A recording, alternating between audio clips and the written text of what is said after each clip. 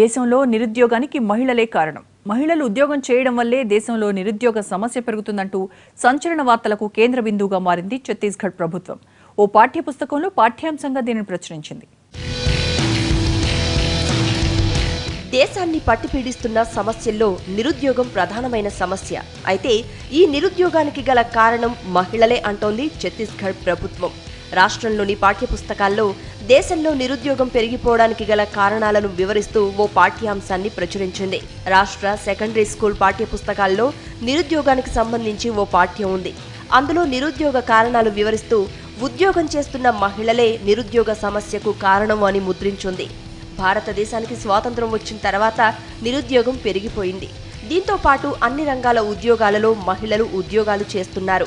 అందువల్ల పురుషులకు ఉద్యోగాలు దొరకక నిరుద్యోగ సమస్య పెరిగి పిల్లలను దత్తత తీసుకుని పెంచుకుంటున్న ఏంజెలినా జోలీ మరో అనాథ బిడ్డను దత్తత తీసుకోవాలని నిర్ణయించింది.